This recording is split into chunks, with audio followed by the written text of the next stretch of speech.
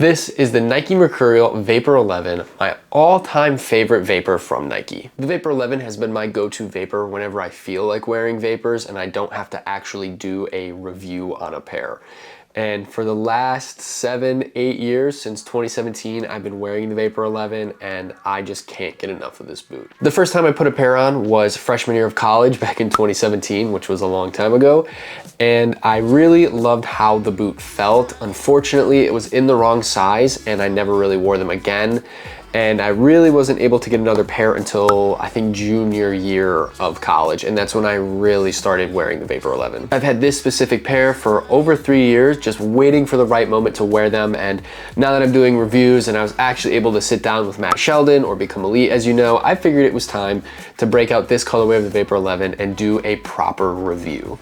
We're gonna start with the sole plate, and every single stud is the same chevron shape. So if you look here, every single one, the front studs and even the back four, which traditionally you'll see some sort of conical-ish stud and then bladed studs or like an aggressive stud, but completely the same shape for every single stud. I've not seen a boot like this since the New Balance Furon V7 Pro, I wanna say, and it's the same exact chevrons, just slightly different, but basically the same thing. This boot is fantastic on grass. This sole plate is next level. If you're going to wear them on turf, just know that if it's not a really nice turf that's very soft and has a decent length and like the fake grass and a lot of rubber, you're gonna have a lot of stud pressure with these, and that's just because the shape of these studs, how thin the kind of insole in the sole plate is, it's just something that's going to happen. So I only really recommend wearing on a nice turf field or on a nice grass pitch. And on the grass pitch, you just get an insane amount of traction, as you can see here in this like little clip. Like there's almost no slipping whatsoever, and these boots really just dig deep. The unfortunate thing about this sole plate is it dings really easy. It's a softer nylon than most sole plates typically are. And I don't know how well you can tell, but the back of this stud has been hit here, and even the back stud has lost a little chunk of plastic there. And the other boot has a couple dings as well. And it's not anything that's going to be super serious, but this was just wearing it from a half decent feel. Like it was dry, but it wasn't super hard packed, and I still dinged up the sole plate pretty good. So that's kind of why I suggest more of a softer pitch, especially like a softer grass pitch. It also has a strange feature on the sole plate. So you can see here, it's kind of got a like toe shape, and the harder plastic follows the shape of the studs. And then you have this kind of like drop, almost like a water droplet shape here. And that's like a thinner plastic. And when your sole plate eventually starts to crack, that's what cracks on it. So it doesn't necessarily like fall out or off of the boot or anything, but it just seems weird to me that they did this. But before I get into the upper, I wanted to briefly talk about this colorway. This is the Motion Blur colorway, probably my favorite colorway of all time. And I really don't think it gets much better. The problem is Vapor XIs used to retail at $250, so roughly about what the Vapors retail at now. But to find any really brand new, decent colorway, you're gonna be looking at 500 plus. I've even seen some Vapors go for 800 to 1,000. Now that's a bit extreme, and I don't think that really happens, but if you're looking for a brand new pair in a nice color, you're gonna be in for a bit of a wallet grabber there. So just be aware of that.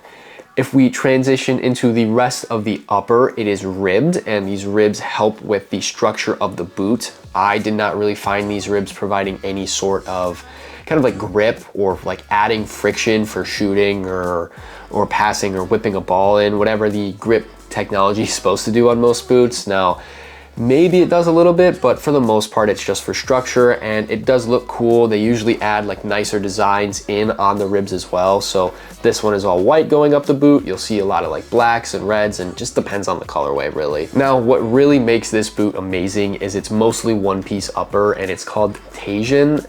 I think Tenjin, something like that. It's from Asia. It's a synthetic material. It's very, very soft. It's pliable. It molds to your foot. I mean, you can even see here, a normal tongue would fall into the boot, or most boots with other materials, it wouldn't keep its shape, but somehow it keeps its shape. And it's one of the best feelings when striking a ball or passing or pinging a long ball, anything like that. It is fantastic. That's why I really love these boots.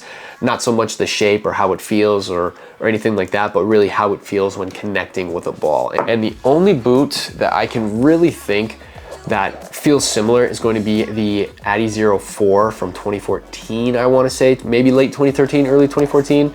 And this tongue is next level. I have the remakes, I think, here from soccer.com, and I wore the crap out of those. They're basically ruined. And that tongue is the same as the tongue on this pair, and it is very, very similar, but not quite the same. Now, I mentioned this was a mostly one-piece upper boot, and that is because it's actually cut for the first 2 eyelets on the top here. And I don't know exactly why Nike did that. It was hard to find a lot of information on the Vapor 11, but I want to say it's just to help the boot from overstretching, because if the entire upper was this material, I like completely without the cuts, I think that it would rip a lot easier. And although where the cuts are, like really around here is where you get the first rips for the boot, it's nothing major, and it doesn't really affect the lockdown or anything else of the boot. So just an interesting little feature they have here, and I'd be curious to see what a modern one-piece knit upper would look like if you cut a little bit of it. I'm curious how that would affect the boot. I've talked a lot about this boot already, and I'm sure a lot of you clicked on this video to hear what Matt has to say about the Vapor 11 and why he loves it so much, so I'm gonna go ahead and roll that clip. Matt, thanks for having me. First of all, appreciate it. Always good to talk about boots with pros. Today we have your coveted Vapor 11s, you know. Yes, sir. The GOAT boot, the boot you've worn for, 6-7 years now. Sent you through Holtz boots probably, 15 pairs at this time, give or take. Yeah. Almost every color you can imagine.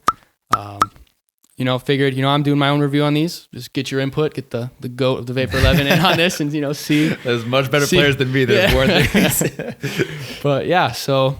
Vapor 11 is known as a more aggressive boot. It has this crazy chevron sole plate here. I kind of just want your opinion. You've been wearing them for a long time. Do you really think that this kind of aggressive sole plate is something that at least makes you feel better as a player, or maybe perform a little bit better? Mm-hmm. Yeah, I definitely think I can feel it being more aggressive. For me, like the really aggressive diagonal, especially how long a lot of the studs are, I think that I can cut a little bit faster, turn a little bit faster, sprint a little bit faster. I don't know if that's mental or what, but just the old OG sole plates definitely feel a little slower, clunkier to me than the Vapor 11s. Gotcha. So I guess one thing I get a lot of flack for is wearing FG boots on turf. Sometimes when I'm testing out these boots, I'm in Michigan and it's cold and I'm not shoveling snow. So I train on turf, or I'm inside on turf, right? And I always hear the thing like, oh, you can't wear FG boots on turf. It's dangerous. And I've sent you enough boots. You've had definitely a few AG pairs, but most of the time it's been FG, and you've worn a lot of them on turf. So do you really think that matters at the end of the day?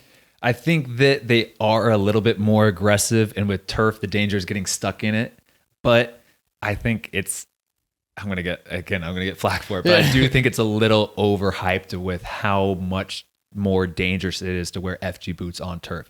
Whenever possible, if I have the AG boots that you've sent out, I always wear those on turf over the FG ones, but they're hard to find and they're expensive. Yeah. So I think that I haven't noticed too much of a problem, knock on wood, on turf. But again, like I said, the AG boot definitely is a little bit, with the round studs and the shorter studs, I feel is a little bit nicer on hard turf surfaces. But especially as you get to nicer turf fields at the professional level, that's longer, softer, made with a little bit better materials, I feel like it's okay, Glad somebody else backed it up. That's something I've been dealing with forever. So for the upper of this boot, I find that it's pretty comfortable. I want to say it's almost more like the Addy 04, so a pair you've worn before, but I might not remember. It's like a plush feeling, and I just really feel whenever I'm like ripping a shot or a long ball, I just feel like it gives me a lot more connection to the ball, or just I don't know, something just about that ping feels good. So I don't know if you've experienced that, or how you feel with the upper itself, or like the ribbing on it, or yeah, I love the ribbing on it, because I think that especially with the 10, it was so smooth that sometimes I felt like the ball would just skip off. And like I said, I don't know if it's the touch or the player, but I do like the extra ribbing on the 11, and I do think it's the perfect for me, who likes to have a lighter boot and to run a little bit more and try to go with speed. I think it's a really good blend of lightweight, not that much material that gets in the way, but still a little bit of padding and cushion for a shot or something. So I think for me, the right balance. So obviously one does not wear a boot for 7 years if it's not comfortable, unless you're paid a lot of money. And I'm not. So what about this boot do you find that is comfortable? Is it just how it fits your foot? Is it just the materials itself? Like, what exactly is it? Yeah, I think one, like the material we said, it's really nice and cushiony, but really lightweight, which I love as a player that kind of relies a little bit more on speed and work rate. The thing that I love the most, though, is how narrow it is for my foot. I think I have the most narrow foot in the existence of man, and this is the most narrow boot I can find so far that works with me. And I can have a way where I lace it up just a little bit tighter than the standard lacing, and my foot just gets locked in like a glove. There's no movement anywhere, that no heel slipping, no bottom of the foot sliding around, no problem having the boot a little bit too big, a little bit too short. Size 10 Vapor 11 is like designed. They had my foot for the mold or something. So do you also feel the same way without grip socks? Because I know you do wear grip socks for the most part. Is it the same like if you were to wear like a Nike sock, or is there a little bit of leeway at all? It slips a little bit more with the Nike sock, and mainly it's like right here at the sole when I'm like cutting and turning or planning for a cross or a shot. But even then with that, like I could wear a regular Nike sock, Adidas sock, no problem with these. But the grip sock just locks it in even more. My foot, it's when I take my foot out of it, you can see the little pattern of the grip sock just exactly there. So there's no movement at all. So I have sent you a lot of pairs through Halt's Boots. Some of the countries, for those of you wondering, have been Ukraine, Germany, France, England, Spain, United States, Thailand, maybe Japan as well. So it's been a lot of countries, right? And the one thing that is very, very frustrating is he does not wear black boots. And while black Vapor 11s are not easy to find, they're a lot more common than nicer colors like these, or the bright red ones or the green ones. And why is that? Why do you do that to me? Like, I don't understand that. For me, it's not anything to do with superstition. I don't need to wear a certain colorway, but for whatever reason, when I wear black boots, I feel slower, clunkier, and less sharp. I can't tell you why. There's any science behind it, but when I see those on my feet and I'm running around, I feel like a slow center defensive mid who just goes and walks around. Jogs around the pitch all day. Yeah, and I have worn black boots, and I probably have some of my worst sessions. Mentally, I don't know what it is, and I need to be mentally stronger, I guess.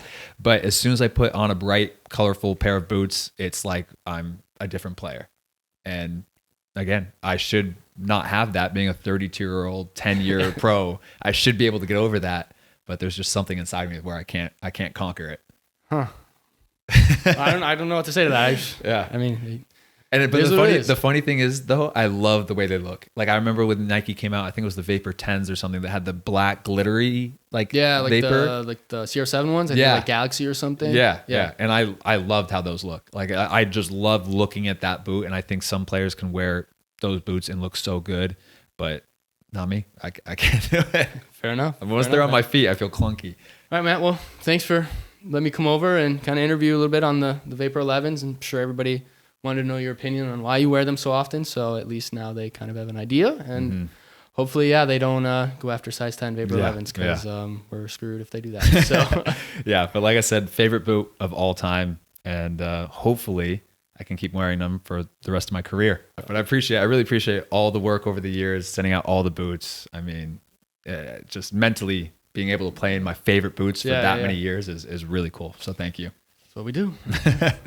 So there you have it. That's why Matt likes his Vapor 11s, and it was pretty cool to sit down with him, and shout out to him again for letting me come over and kind of pick his brain a little bit on the Vapor 11. As for size and fit, I would recommend going with your normal Nike size or whatever you wear in Vapors. Now, I originally picked up a 10 because I thought I was at size 10 for some reason back in my freshman year of college, but I wear a 9 US now, and that's what I wear in all the other Vapors I've worn since.